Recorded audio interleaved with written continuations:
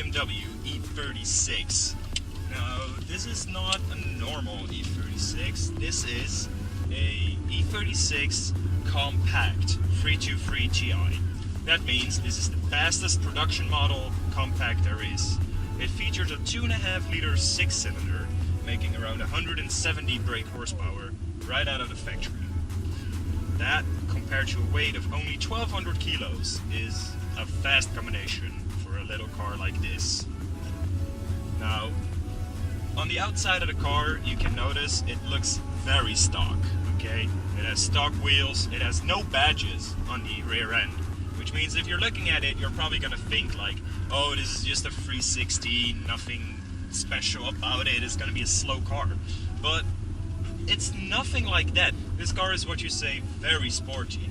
If you jump on the throttle, it just goes. It's insane. Now, this car was made in December 1997, and it made its way onto the Netherlands in 2011. So it spent a long time without actually being in this country. If you look at the gauges, you can see it has done 237,000 kilometers. Now, that's quite a lot, but seeing this car is from 97, I mean, it's older than me, so it's not too bad. Now, the compact, being rear-wheel drive, is actually a very suitable sports car. Now, even though a lot of people will say the E36 is ugly, or it's slow, this car really proves the difference. It has the same 2.5 liter 6-cylinder you'll find in a 325 or even a 328i. The only difference they made about this car really is they changed the intake manifold to a tighter hose, a tighter fit, which means it will suck in less air than the 325 or the 328. Which also means if you swap out the intake manifold for, let's say, a 325 or a 328i, it means you'll make up a lot more horsepower and even get in the range of the normal stock 325, 328. Now, for this particular car, that is a very cheap, good mod you can do. It's easy, it's cheap, you can just pluck it off of a junker and put it on, and it will just work.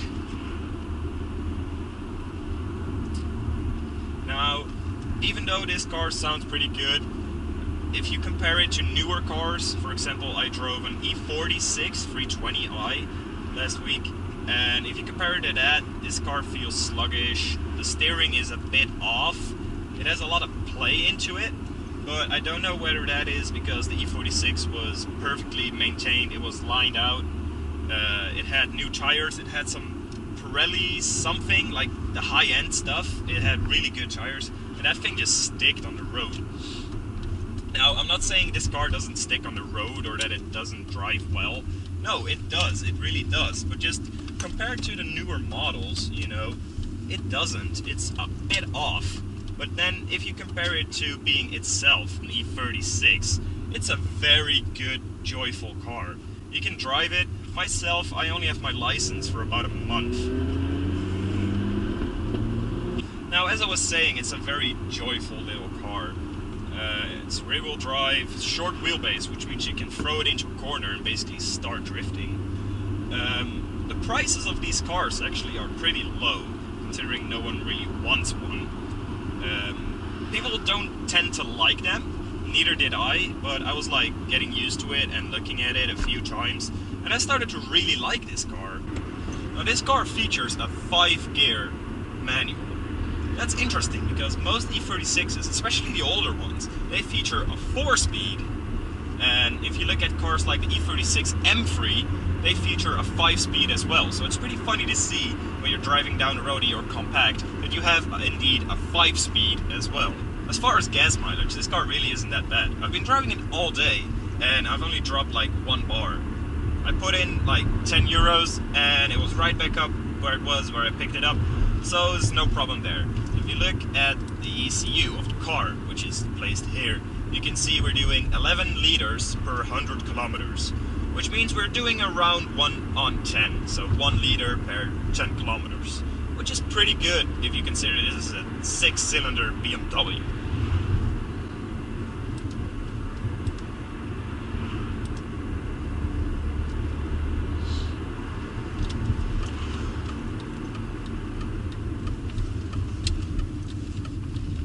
the steering wheel, this car is actually very comfortable.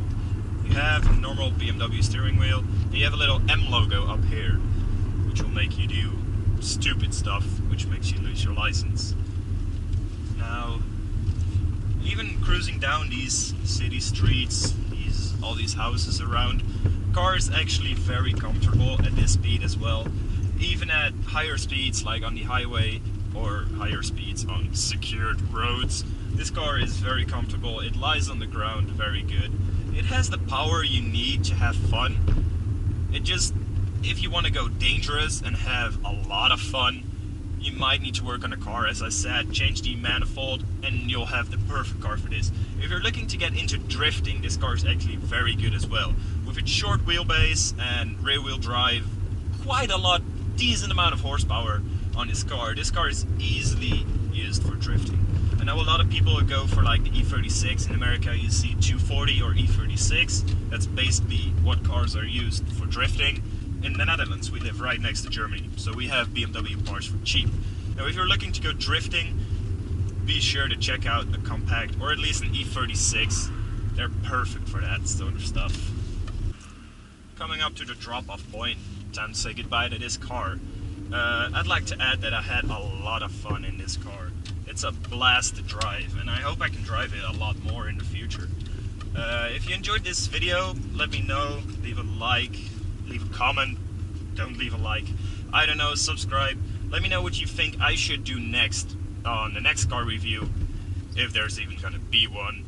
Let me know what you thought I did good, let me know what you thought I need to improve on. I would love to hear all that stuff, what you think of the video, and I'll hope to see you guys soon on the next one. Hope there's gonna be a next one.